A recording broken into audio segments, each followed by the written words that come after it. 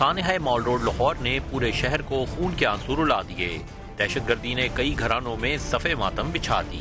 शहीद होने वालों में लाहौर पुलिस के DIG traffic captain retired Ahmed Mubeen, SSP Zahid Mahmood Gondal और लाहौर पुलिस के दीगर अहलकार भी शामिल हैं। इस धमाके ने कौम से जांबाज सबूत छीन लिए। लाहौर पुलिस और अहलकारों के साथ साथ लाहौर के शहरी भी इस धमाके में शहीद हुए, जिनमें 23 साला फातिमा जमशेद, जिसने 1 माह बाद दुल्हन बनकर रुखसत होना था, अपनी शादी की शॉपिंग करने गई मगर जिंदा वापस न लौटी। वो सबको रोदा छोड़कर मनो मिट्टी तले जा सोई। इस घराने में खुशियों के शादियाने बजने थे, अब वहाँ आंसू और सिसकियां हैं। धमाके में एक और शहीद 23 साला अली हसन, जो कि BA का तालिबे इल्म था, माल रोड से गुजरता हुआ इस धमाके की जद में आ गया और एक होनहार बेटा वालिदैन को रोता छोड़कर अगले जहां चल बसा। बम धमाके में शहीद होने वाला वालिदैन का इकलौता बेटा बिलाल अमजद, जिसकी 12 मार्च को शादी होना तय पाई थी, अपनी ड्यूटी खत्म करने के बाद शादी कार्ड की तकसीम के लिए जा रहा था कि धमाके में शहीद हो गया। DIG traffic captain retired Ahmed Mubeen, SSP Zahid Mahmood Gondal और दीगर अहलकारों ने उस वक्त जाम शहादत नोश किया जब वो ऑन ड्यूटी वर्दी में थे। इन ऑफिसर्स ने इस कुर्बानी में न सिर्फ अपनी वर्दी से किया गया अहद निभाया, बल्कि अपने डिपार्टमेंट का सर फख्र से बुलंद किया। आज कुतुब ऑनलाइन सलाम पेश करता है DIG traffic captain retired Ahmed Mubeen, SSP Zahid Mahmood Gondal, ASI Mohammad Amin, Mohammad Aslam, Mohammad Yasin, Irfan Mahmood, Ali Hasan Abbas और दीगर शहदा को, जिन्होंने कौम की बका के लिए जाम शहादत नोश किया। इस मुश्किल घड़ी में हम सब शहदा के अहले खाना के साथ हैं।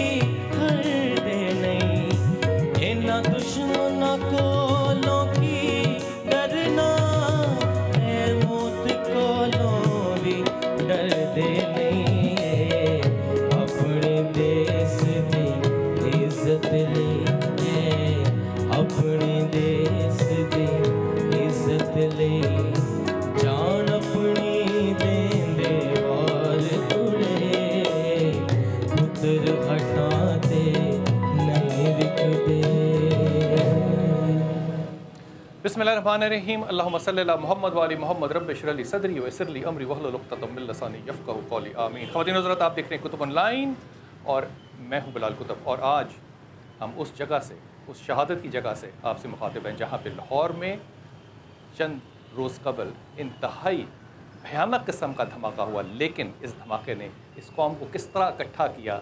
गौर कीजिए, करता हूँ अहले जुब्बा और दस्तार से सवाल, करता हूँ अहले जुब्बा और दस्तार से सवाल, गुस्ताख हो गया हूँ, मुझे मार दीजिए, मालूम है मुझे ये जुर्म है बड़ा, मालूम है मुझे ये जुर्म है बड़ा, मैं ख्वाब देखता हूँ, मुझे मार दीजिए, है अमन मेरी शरीयत, है अमन मेरी शरीयत, तो मोहब्बत मेरा जहाद, मैं बागी बहुत बड़ा हूँ, मुझे मार दीजिए। ये वो मुबीन है जिस डीआईजी ने यहाँ पे ये शहादत पाई। और ये जुमले आज, ये जुमले सिर्फ मुबीन के नहीं जो उसने फेसबुक पे लिखे, आज ये जुमले सारी कौम के हैं जो इत्तेहाद और मुत्तहिद इसलिए हुई कि आज अगर हम अपने यूनिफॉर्म के लोगों को क्रिटिसाइज़ करते हैं तो आज हमें खराज अकीदत इसलिए पेश करने आया कि वो हमारी फ्रंट लाइन है, उन्होंने हमारे लिए अपनी सीने आगे किए।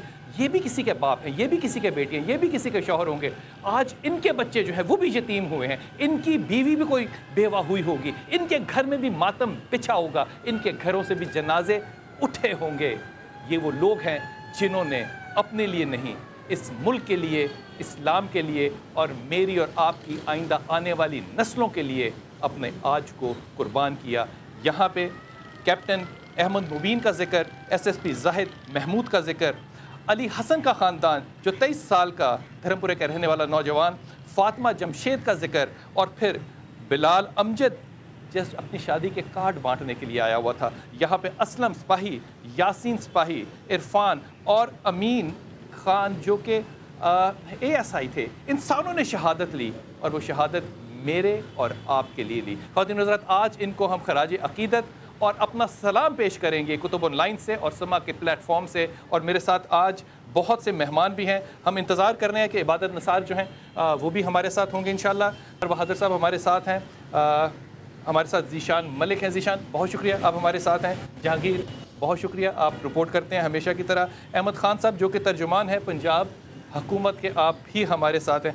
अगर इजाज़त दीजिए तो मैं सबसे पहले ज़ीशान आप जहांगीर आपसे बात करूं कि इस बात को आपने रिपोर्ट किया, कैसे किया, क्या देखा और आपका पहला रद्द-ए-अमल कैसा था? बिल्कुल, ये वाक़यात तो एक अरसे से रिपोर्ट करते आ रहे हैं, लेकिन इस वाक़े में जैसे मुझे मालूम पड़ा कि अहमद मुबीन साहब शहीद हो चुके हैं, अल्लाह ताला उनको जवार रहमत में जगह दे, उनके दर्जात बुलंद करे, तो कह लें कि मेरे पाँव के नीचे से ज़मीन निकल गई।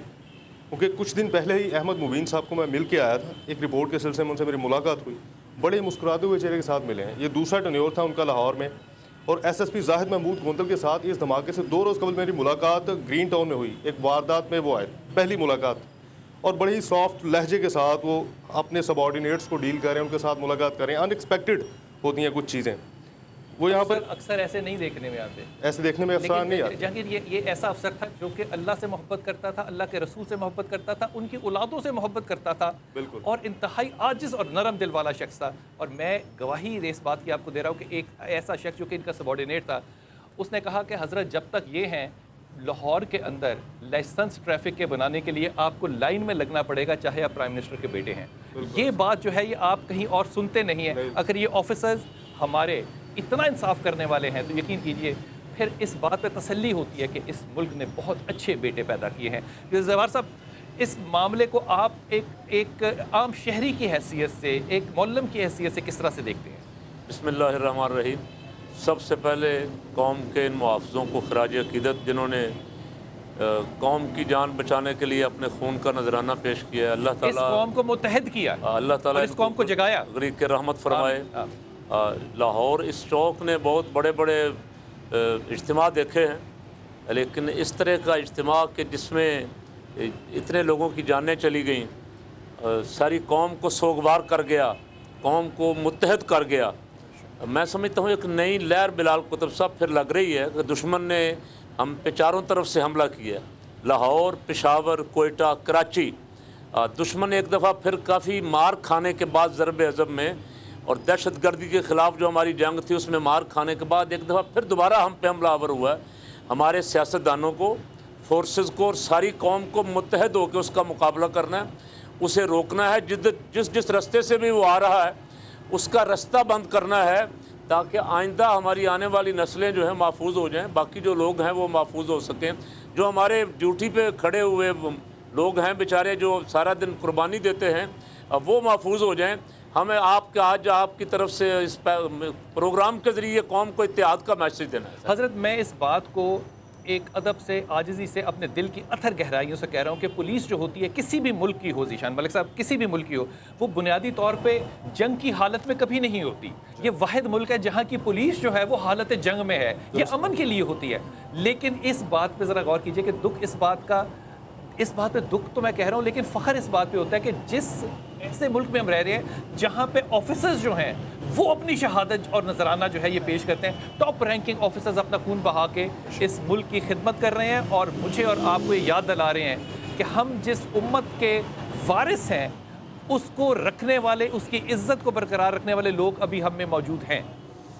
हकीकत है, बिल्कुल ऐसा ही है। और मैं तो जो प्रोग्राम करता हूँ उसमें बहुत सफ़र होता है, पुलिस मुख्तलिफ इलाकों में पुलिस से जाके मिलते भी हैं।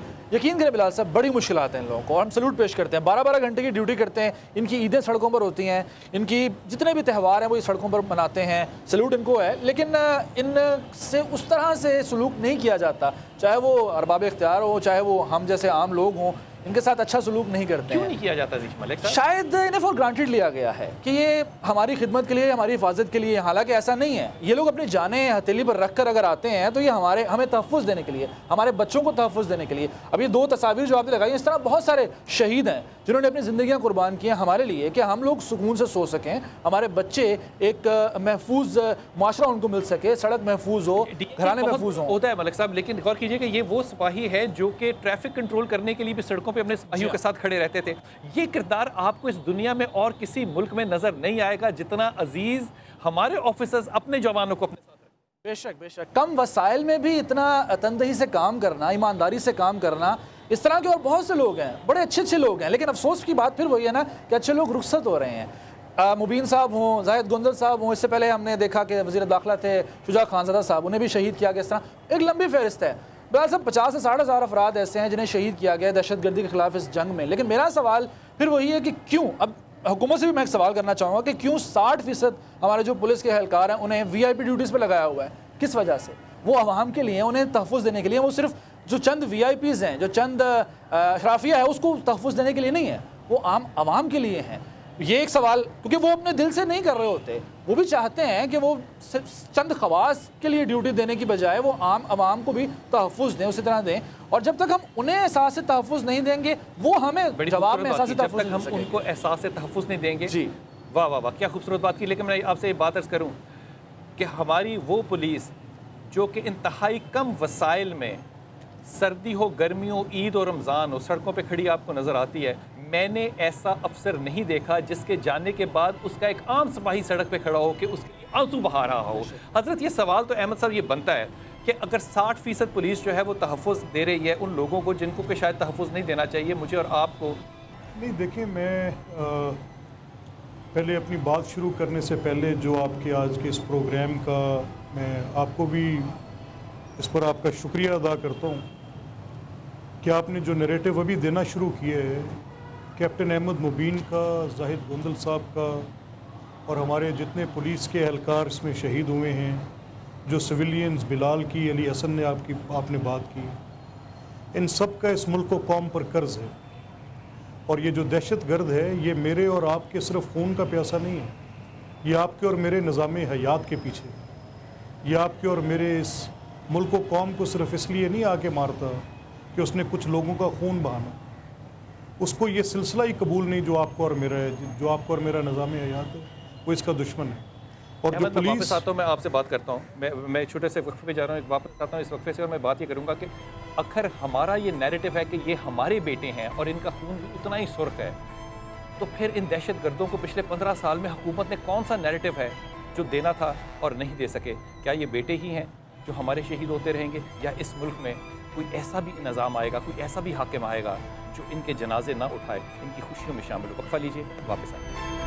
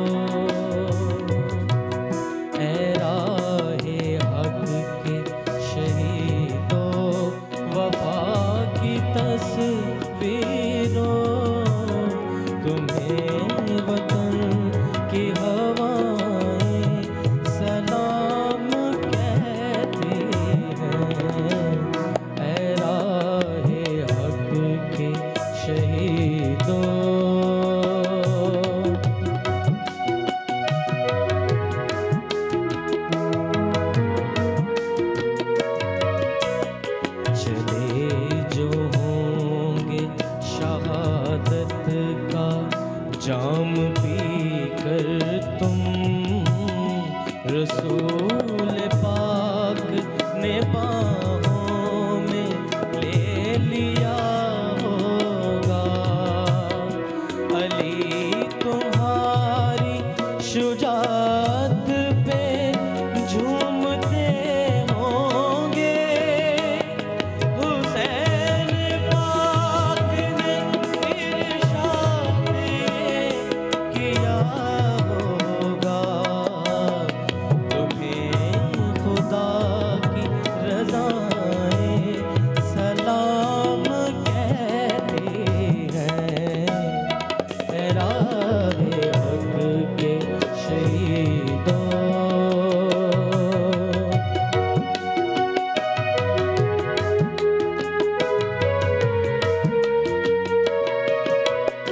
लगाने आग जो आए थे आशियाने को, वो शोले अपने लहू से बुझा दिए तुमने।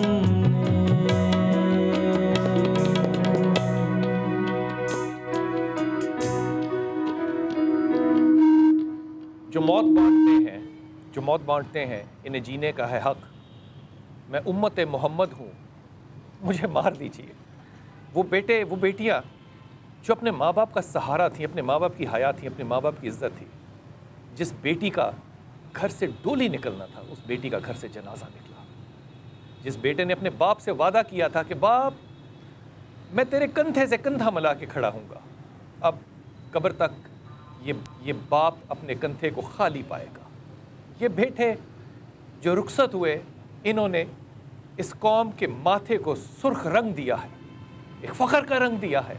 अपने ख़ानदानों को उदास छोड़ के ज़रूर गए हैं, लेकिन खुदा की कसम हमारे कंधे इन जनाज़ों को उठा उठा के थक गए हैं, लेकिन हमारे हौसले हारे नहीं हैं।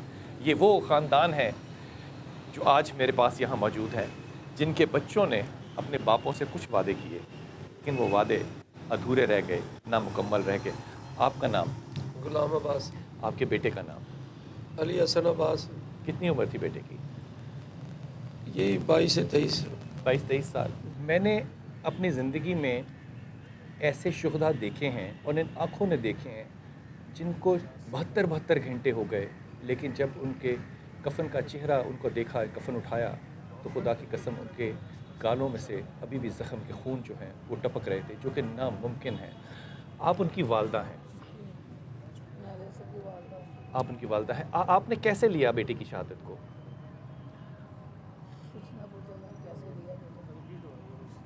पता नहीं चला, बेटा दुनिया से चला गया, मुझे घर से मिलकर आया। मामा मैं दुआ करना मैं आ जाऊँ खैर गया से। पक्का अच्छा है बेटा, आपको ज़िंदगी दे खैर खैर साना। आप मैंने दुआएं देकर अपने बेटे को इस बात पे खुशी होती है कि बेटे ने इस कौम, इस मुल्क के लिए, इसको इकट्ठा करने के लिए अपनी जान दी। खुशी भी है, दुख भी है। मेरा सहारा वो था, मेरा बहुत काम करने वाला बेटा वो था। इतना बड़ा नहीं काम करता था जितना वो काम करता था छोटा। मुझे जान से प्यारा था बेटा। मैं कहती थी मेरी दुनिया एक पास है और मेरा बेटा एक पास है। मेरा बेटा बहुत ज़्यादा बच्चा है। जवान जनाजे उठाना आसान नहीं होता। मैंने जब बेटे के जनाजे को कंधा दिया तो नीचे से मेरी टांगें जो है वो जवाब देगी, मैं गिर पड़ा। मैं 2 कदम नहीं साथ चल सका, जनाजे के साथ 2 कदम नहीं चल सका। और मैंने अपने बेटे को बड़ी जुल्म बर्दाश्त करके और मेहनत करके मैंने अपने बेटे को तालीम दिलाई। मैं एक छोटा सा मुलाज़िम हूँ, मेरी कोई हैसियत नहीं। जो मुझे पे मिलती है वो तो बिजली का बिल भी नहीं है। मेरी 5 बेटी हैं, 3 बेटे हैं। जब मेरे बेटे ने तालीम मुकम्मल की, कहता है पापा आप टेंशन ना लें, अब मैं आपके साथ खड़ा हो गया हूँ। ये देखें मेरी डिग्री, मैंने कंप्यूटर भी कर लिया है, मैंने ये भी कर लिया है, मैंने अब आप परेशान ना हो। जिस बेटे ने सहारा बनना हो और वो जवान हो और बूढ़ा बाप अपने उन कंधों पे उसका जनाजा लेकर जाता हो, खुदा ना करे कि कभी भी ये वक्त आपको देखना पड़े। ये शहादत है, इस पे कोई दो राय नहीं है, लेकिन खुदा करे कि शहादत जो है ये हमेशा रंग लेकर आए। मेरे बेटे की वजह से कई जानें बची होंगी, बेशक ऐसा ही है। मेरे बेटे की वजह से कई जानों बच्चियों की जितना मवाद मेरे बेटे की तरफ आया और मेरे बेटे के ऊपर हिट हुआ वो उधर ही रुक गया, आगे नहीं जा सका। तो कितनी जानें बची हुई। ये देखें बिलाल साहब, ये देखें, ये लोहे का कड़ा भी जो है इस पर छर्रा लगा होगा। ये भी उसके पाँव में था और ये बाजू में था। और ये मेरे बेटे का मोबाइल, ये देखें इसका हशर क्या है। इन चीज़ों का क्या हशर है, वो तो फिर भी इंसान वो तो इंसान था, गोश्त था उसका। हज़रत अगर आप इजाज़त दें तो आपसे बात करूं। मुझे एक बात बताइए कि हमने हमेशा अफसरों को सख्त पाया है। बिस्मिल्लाहिर्रहमानिर्रहीम। सलाम पेश करती हूँ तमाम शोहदा को अपनी तरफ से और तमाम वार्डन फोर्स की तरफ से। सलाम पेश करती हूँ DIG साहब को, उनकी ईमानतदारी को, उनकी दयानतदारी को। वो बहुत ज़्यादा रिस्पेक्ट देते थे और मैंने अपनी पूरी सर्विस में ऐसा दिलेर और निडर ऑफिसर नहीं देखा। बहुत दिलेर। अगर आप किसी का चलान करते हैं और कोई आपको थ्रेट कर रहा है, कोई सियासी दबाव डाल रहा है, तो आप यकीन करें उसके पीछे जाते थे। इतने दिलेर थे वो और बहुत रिस्पेक्ट देते थे। क्योंकि मेरा ताल्लुक़ एजुकेशन यूनिट से है, मेरे साथ ये अक्सर स्कूल, कॉलेज, यूनिवर्सिटीज़ में जाते थे और आप यकीन करें कि एक समा बांध देते थे जी, एजुकेट करते थे। और ये नहीं कोई लिखी पढ़ी बात कर रहे हो, बल्कि अपने तजर्बात को बयान करके एक स्टूडेंट्स पे समा बांध देते थे। और जी मैं मिली हूँ, आज जाके मिली हूँ। आप यकीन करें वो इतने इनोसेंट हैं जैसे उन्होंने बाहर कोई देखा ही नहीं हो, जैसे उनको बाहर की हवा ही ना लगी हो। इतने इनोसेंट, बहुत ज़्यादा। और उनकी बेटी जो है वो मैसेज दे रही थी, मुझे कहती है कि आंटी आप आएंगे और आपने तमाम वार्डन फोर्स को ये मैसेज देना है कि जिस तरह मेरे बाबा कहते थे कि कहीं जो है ट्रैफिक रुकी ना हो, ट्रैफिक चलती रहे, ट्रैफिक का फ़्लो जो है रवा दवा रहे। इसी तरह आपने जाके अपने वार्डन को सबको मैसेज देना है कि मेरे बाबा का जो मिशन है वो आप लोगों ने पूरा करना है और मेरे बाबा के जो ख्वाब था उसको आपने पूरा करना है। अल्लाह ताला आपको खुश रखे। ये वो लोग हैं, ये वो अफसर हैं जिन्होंने धूप में, बारिश में, हर जगह अपनी ड्यूटी दी। लेकिन ये दलेरी का जो अंसर है, खुदा की कसम, ये या तो अल्लाह की रहमत हो सकता है या इनके ख़ानदान का नसब हो सकता है। आपके बेटे का नाम? मोहम्मद बिलाल अमजद। मोहम्मद बिलाल की शादी होने वाली थी? जी अगले माह। कितने महीने में? अगले महीने। अगले महीने होनी जी 11 में। अब 28वें में किया था, 8 दिन पहले उसकी सालगिरह थी। बहसियत माँ मैं आपके दुख को मैं महसूस नहीं कर सकता। मुझे नहीं पता कि माँ अपने बेटे की इस शहादत को कैसे महसूस करती होगी। बड़ा मुश्किल है मेरे लिए ये महसूस करना। मुझे ये फरमाइए कि आपने इस खबर को कैसे लिया और अब आप क्या सोचती हैं कि इस कौम को, इस मुल्क को मुत्तहद करने के लिए आपके बेटे का भी अपना हिस्सा पड़ा? बिल्कुल। मैं उन तमाम दोस्तों से जो कि हमारे इस प्रोग्राम को देख रहे हैं, ये बड़ी अदब से दरख्वास्त करूँगा कि जब अपनी नमाज अदा करें तो इन लोगों के लिए भी ज़रूर दुआ करें जिन लोगों ने आपके लिए ये शहादत जो है वो नोश की। हमें रज़ा साहब ने ज्वाइन किया। रज़ा साहब अस्सलाम वालेकुम, खैरियत से हैं आप? हाँ रज़ा साहब, आप मुझे बताइए, आप बात कर सकते हैं? जी जी जी जी जी जी। यहाँ पे पुलिस के पास जो वसाइल है वो इंतहाई कम है, लेकिन इसके बावजूद पुलिस अपने फ़राइज़ जो है वो अदा करती है। आप लोग इस बात से मुतमईन हैं कि आप जो काम कर रहे हैं और जो नताइज निकाल रहे हैं वो ठीक हैं? इसमें यकीनन हम अपनी जो एफ़र्ट्स हैं they all are put in, और अपनी सेटिस्फेक्शन लेवल से भी आगे जाके काम किया जाता है as far as our efforts are concern. और उसमें यकीनन कुछ चीज़ें जो हैं वो ह्यूमनली पॉसिबल नहीं होती, वो तो नहीं की जा सकती, लेकिन जो हमारे पास वसाइल हैं, जो चीज़ें होती हैं और जो भी उसमें पॉसिबल हो। टॉप लीडरशिप जब शहादत ले ले तो हौसले बुलंद होते हैं या कमज़ोर? मेरा ख्याल है बुलंद होते हैं। This is a challenge and we have accepted and always we have accepted. इन शोहदा से सबसे ज़्यादा आप मिस किस चीज़ को करेंगे रज़ा? ये बहुत अच्छी पर्सनैलिटीज़ थे, बहुत अच्छी ह्यूमन बीइंग्स थे। ऑफिसर्स तो होते हैं लेकिन ये बहुत अच्छी ह्यूमन बीइंग्स थे। रसूल पाक सल्लल्लाहु अलैहि वसल्लम ने कहा कि अगर लोग जाने वाले के 3 लोग ऐसी शहादत दे दें बुखारी शरीफ में कि ये अच्छा आदमी था, अल्लाह उसकी मग़फ़िरत फरमा देता है। यहाँ पे सारा शहर और पूरी डिपार्टमेंट पुलिस की जो है इन लोगों की शहादत दे रहा है कि ये बड़े अच्छे लोग थे। अल्लाह खुदा करे कि इनको आला दर्जात मिलें और इस कौम के हाकिम इन शहादतों को ज़ाया ना होने दे। छोटा सा वक्त लेते हैं और वापस आते हैं।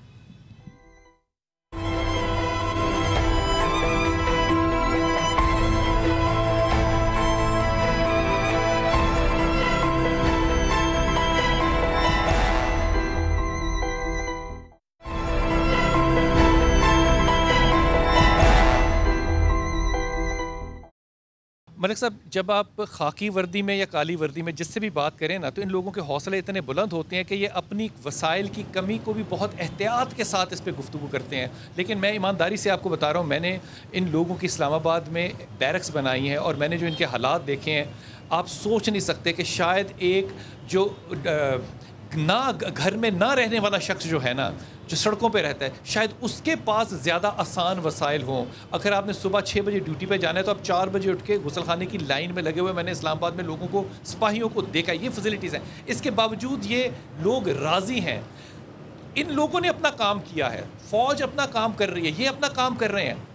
आपको एक सिटीज़न ऑफ पाकिस्तान की हैसियत से क्या ऐसा लगता है कि हुकूमत अपना काम कर रही है? बिलाल साहब, मैं बिल्कुल आपकी बात से इत्तफाक करता हूँ। मैं दो चीज़ें कहना चाहूँगा, दो बातें करना चाहूँगा।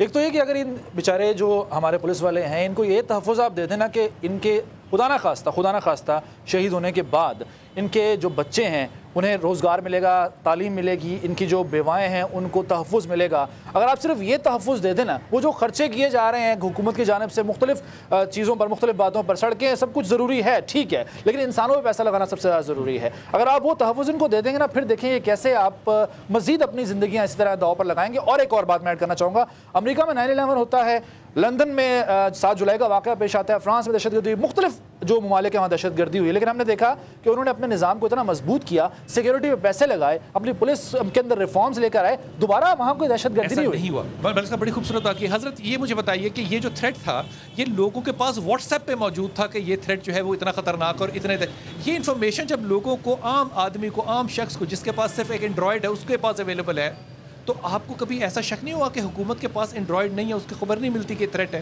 वो प्रिपेयर्ड क्यों नहीं है? पाकिस्तान के जो मौजूदा हालात हैं यहाँ पर, तो हर उस जगह पे थ्रेट है जहाँ पे गैदरिंग है, हर बंदे को थ्रेट। ये थ्रेट जारी किया गया था महकमा दाखिला की जानिब से, इससे पहले भी थ्रेट्स मिलते रहे।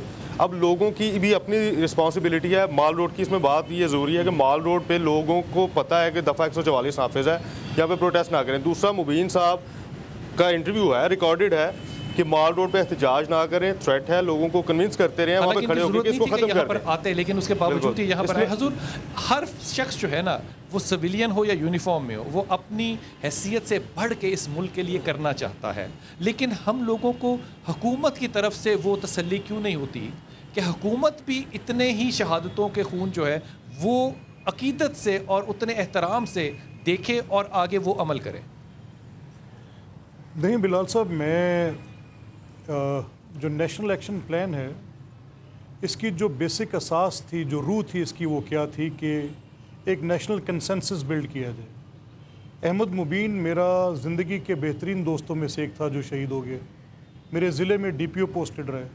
उसकी फैमिली के साथ जितना मैं ग्रीव्ड हूँ, मेरी आधी से ज़्यादा फैमिली पुलिस के अंदर सर्विस कर रही है। सर वो बात मेरी बात सुनिए ना, मैं जो आपसे कहना, हमें पता क्या लगता है, मतलब हमें लगता है कि जो नैरेटिव जाने के बाद नवाज शरीफ साहब के हाथ फूले हुए हैं। बिलाल साहब, जो नैरेटिव कोई ऐसा काम नहीं हो रहा जो कि हुकूमत को करना चाहिए, टेक ओवर करना चाहिए। देखिए ना, मैं आपसे जो नैरेटिव देना चाह रहा हूँ वो क्या है कि सिटिंग ऑन मीडिया, आपकी बात और मेरी बात बहुत से लोगों के ज़हनों पर असर करती है।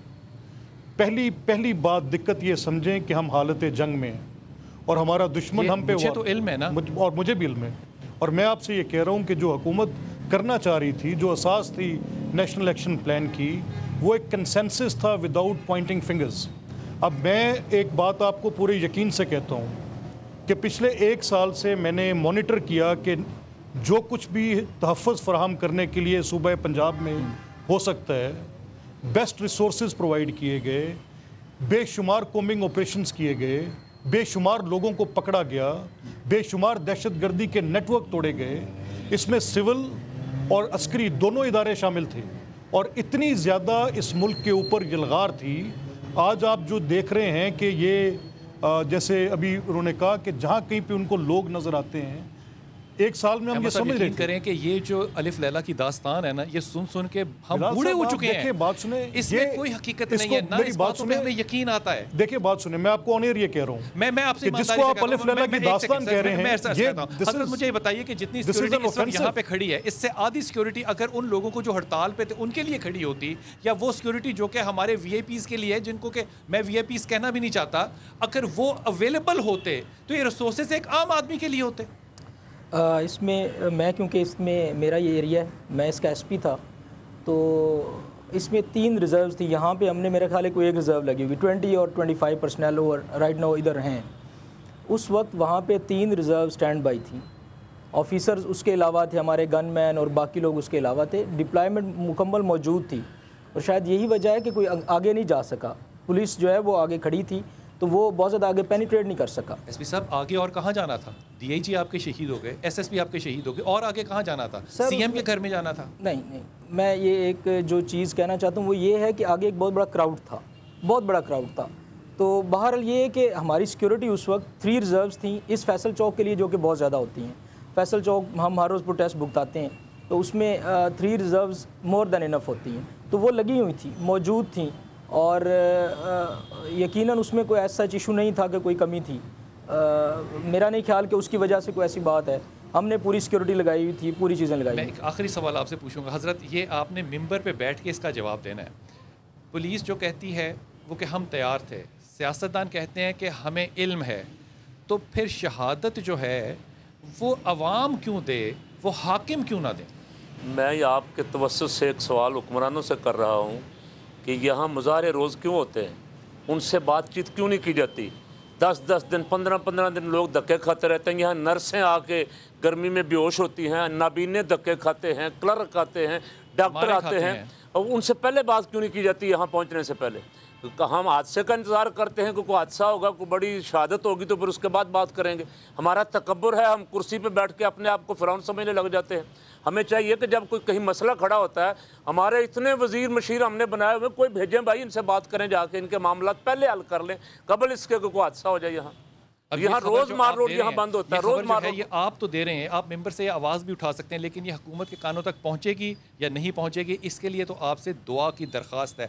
हज़रत ज़ैनुल आबदीन जो हैं, उनका नाम तो अली था, ज़ैनुल आबदीन उनका लक़ब था। ज़ैनुल आबदीन बैठे हैं और एक शख्स जो है उनको गालियाँ देता चला जा रहा है, तो आपने अपने चेहरे को एक तरफ कर लिया। वो उनके चेहरे की तरफ गया और कहा ज़ैनुल आबदीन से कि अली मेरी तरफ देख, मैं तुझे गालियाँ दे रहा हूँ। कहा तू देख नहीं रहा, तू गालियाँ दे रहा और मैं मुसलसल तुझे माफ़ कर रहा हूँ। ये माफ़ करना जो है ये उम्मत मोहम्मद सल्लल्लाहु अलैहि वसल्लम की सीरत है। यकीन कीजिए हम आज भी आपको पैगाम दे रहे हैं कि हम तमाम उन गुमराह लोगों को माफ़ करते हैं जिन लोगों ने ये अमल अख्तियार किए। हम उनके लिए दुआ गो हैं कि खुदा करे कि उनके रास्ते भी वैसे ही बने जो अल्लाह और रसूल से मोहब्बत करने वालों के हुआ करते हैं।